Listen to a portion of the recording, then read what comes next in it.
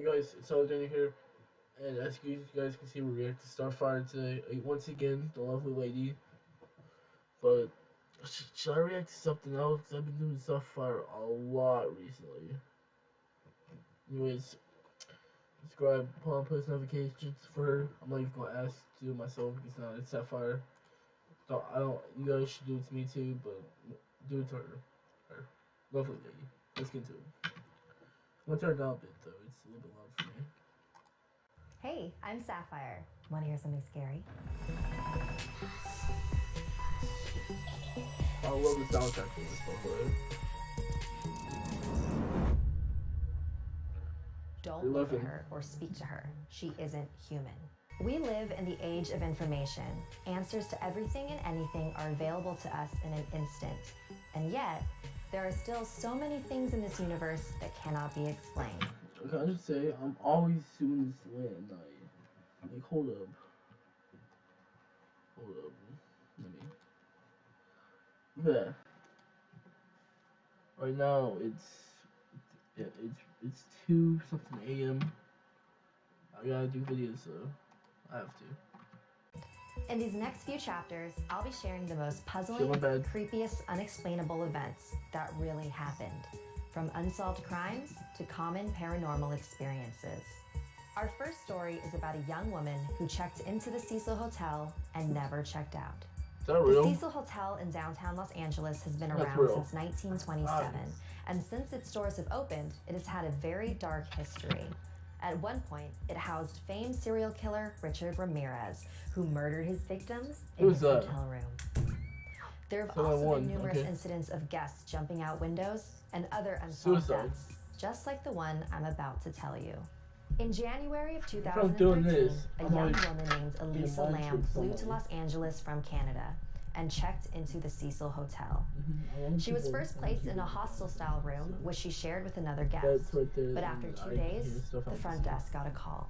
Hi, I'd like to make a complaint. The woman I'm sharing a room with is acting very odd.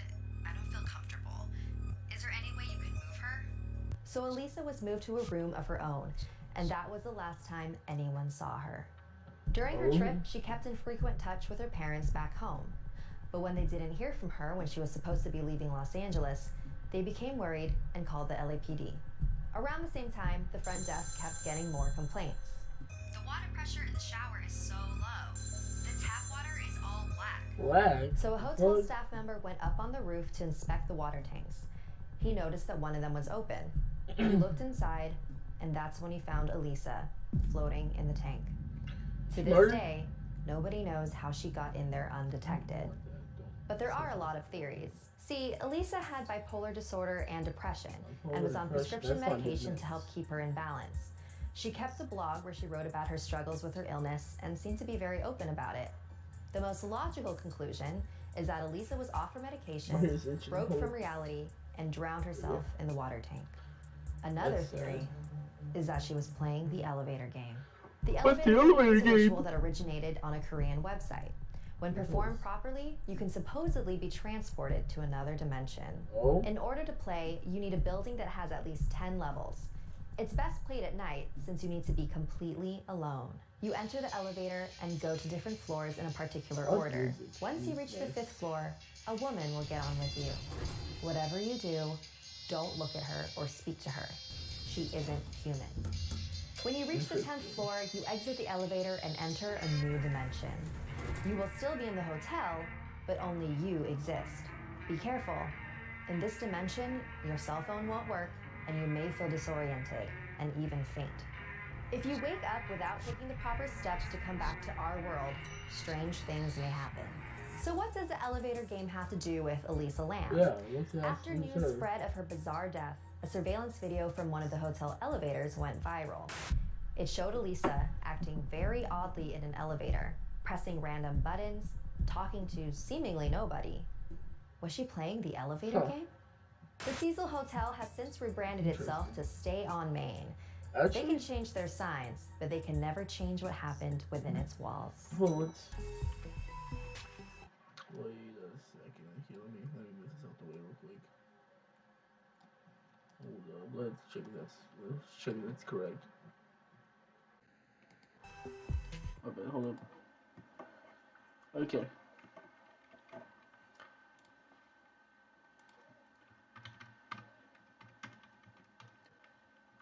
Xiaoming Hotel, Los Angeles, California.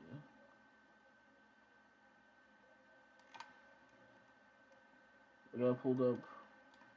I gotta fix this screen real quick.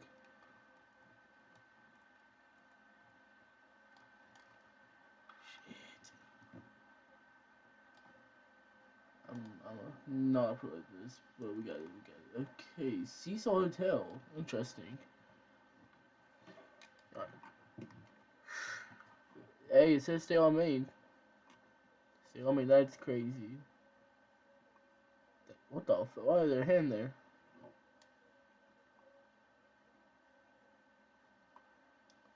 Yeah, some of these hotels ain't bad. Richard Ramirez. He, oh shit. I'm getting caught. I'm getting caught on 4K. Anyways, interesting. Let's get back into it. Shit. This isn't real, this isn't real, this can't be happening. We've all had horrific nightmares at some point in our lives. And just when it feels like there's no hope for you, you wake up safe in your bed. But what if waking up wasn't enough? What if the demon was still there? The fuck? In this next chapter, I will be sharing a true experience that a friend of mine had. So Mike was attending law school and lived by himself in an apartment in Fullerton, California. Apparently one of the most haunted cities in Orange County. In the first few months of living there, he started seeing things and feeling things. When he watched TV, it felt like someone was watching him. When he'd walk into a room, he'd see someone standing there just before he turned the lights on to find the room empty. The fuck? Living alone is probably just before he turned the lights on to find the room empty. Living alone is probably just messing with me, he thought to himself. Then one Friday night, Mike was washing dishes in his kitchen when he suddenly got the very strong feeling that someone was standing behind him. He looked in the reflection of the butter knife he was washing. It was his grandmother. She had died 5 years before. She looked incredibly concerned and was pointing towards the door. He turned around, but there was no one there. Creeped out, he decided to spend the weekend at a friend's place. When he came back home on Monday, he had forgotten about his grandmother's visit, and later that night, he had a terrible dream. He found himself in a dark alleyway, face to face with this woman, whose face was completely covered in shadows, and yet he could still make out her black eyes. She kept pointing toward this old building in the distance, like she wanted him to follow her there, but he kept hearing his grandmother's voice in the back of his head.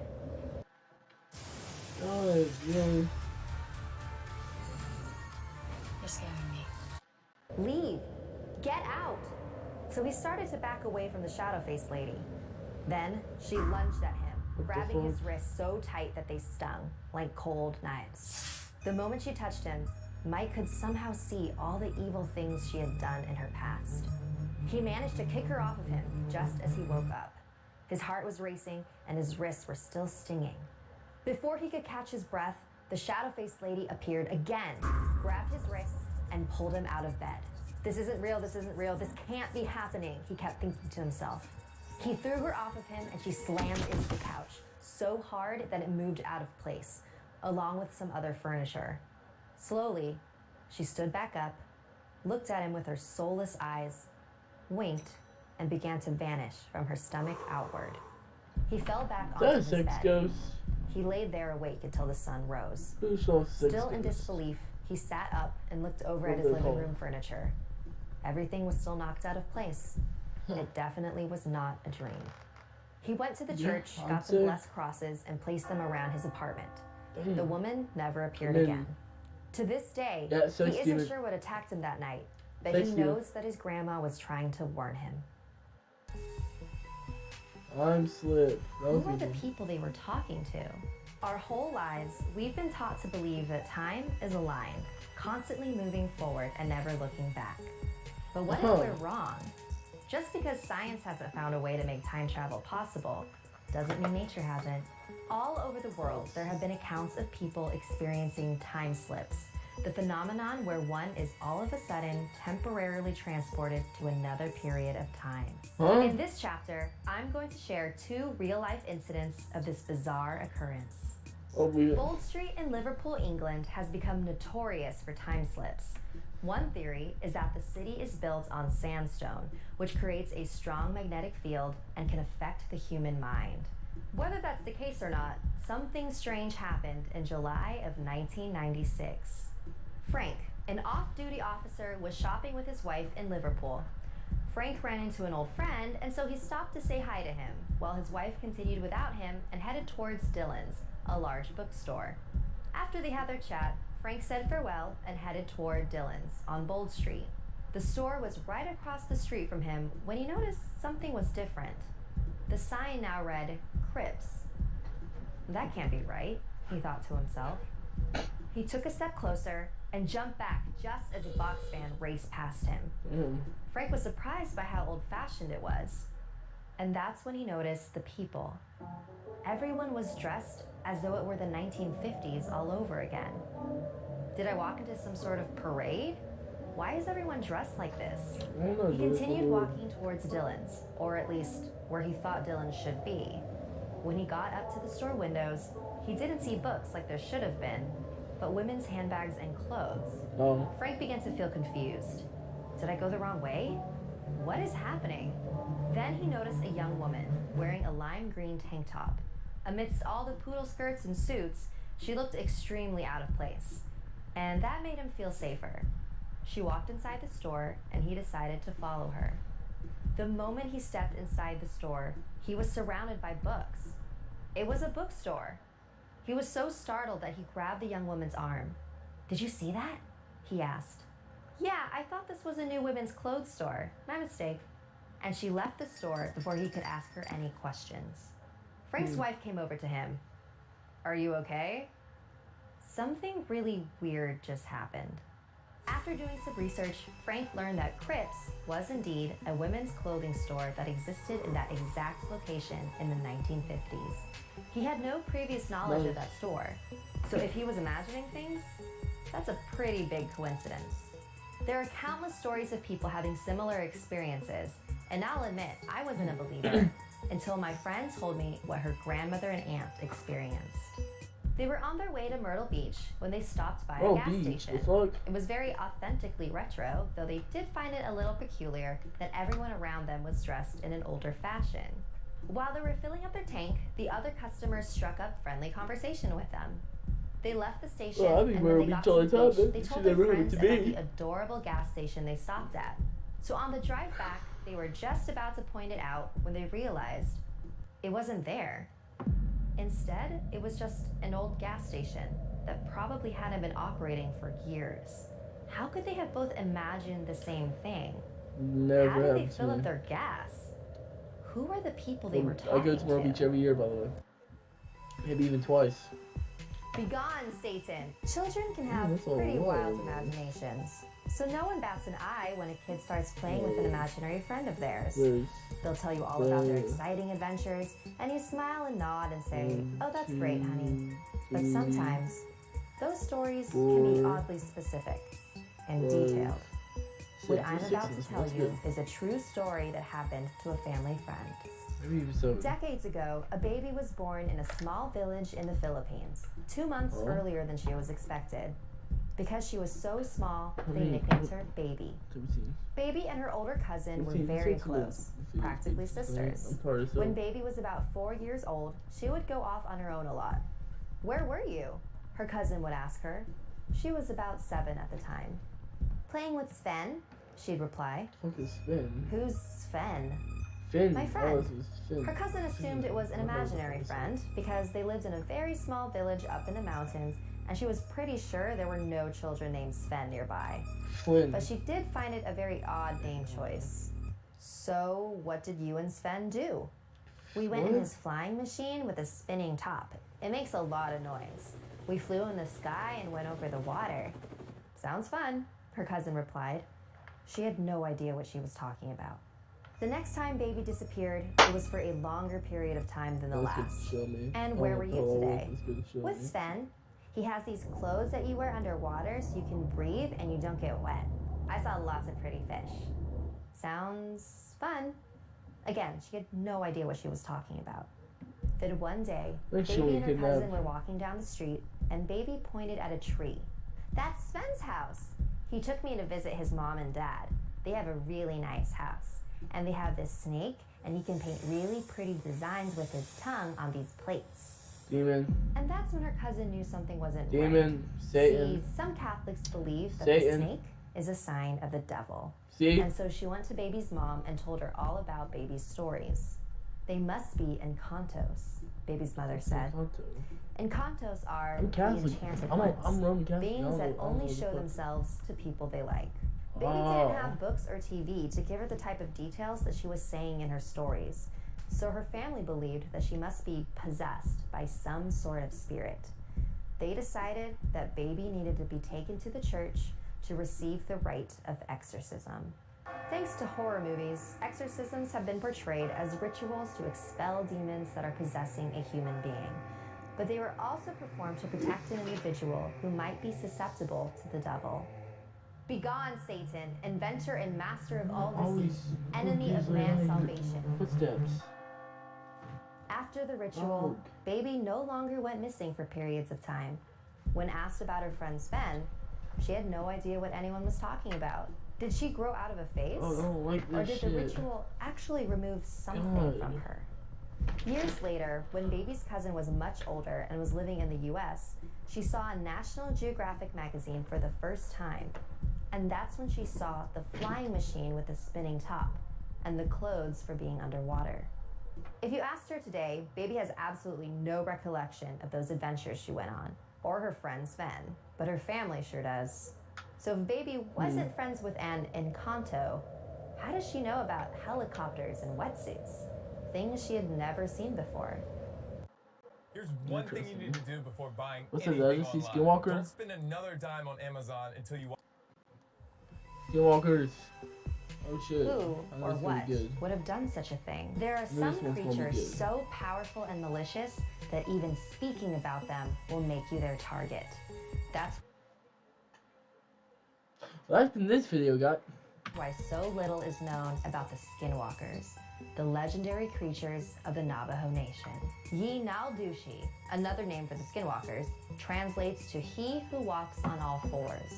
They are said to be witches who have gained the power to shapeshift. They will wear the skin of the animal they wish to take the form of, and once the transformation is complete, they will have the strengths and powers of that animal. But this isn't done just for the fun of it. The intent of the Skinwalkers is pure evil. They can use mind control on their victims to make them hurt others and themselves. One of their initiation rituals is to murder a family member. It is also said that if you make eye contact with a Skinwalker, it will absorb your soul and steal your body. This may seem like another urban legend, but to the Navajo, it is very real. In 1878, about 40 people were purged by tribe members who accused them of practicing malevolent witchcraft. And then, there was the curious case of Sarah Saganitso. In June of 1987, Sarah was working the night shift at the Flagstaff Medical Center in Arizona. It was her first time working the late shift, and her family became worried when she didn't come home. They went to the medical center the following morning, and that's when they found the body of a woman whose face was so bruised she was almost unrecognizable. But they knew that it was Sarah. Her torso had numerous stab wounds, and her left breast appeared to have been bitten off. There was also a broken stick, oddly left on her neck, as well as a clump of grass from a graveyard in the distance found near her car. Who, or what, would have done such a thing? The police believed it was George Abney, a former professor at Northern Arizona University. He had apparently been telling his friends about strange dreams he had been having, where he was witnessing Sarah's murder. I was receiving prophecies from God, he said. But his defense lawyers had another theory. That broken stick, the clump of grass, This is the work of a skinwalker. Nobody was buying this defense, and George was found guilty. However, a year later, his case was reopened by Sarah's family. They believed he was truly innocent, and George was acquitted of all charges. He apparently even became a close family friend to the Saganizos. So did George take advantage of the Navajos' belief in the skinwalkers to get away with murder? Or was he in fact innocent? Until there is definitive proof, I guess this will just be another unexplainable event. Do you believe skinwalkers are real? Let me know. That's crazy. Wait, isn't there like a... It's kind of like a... Skin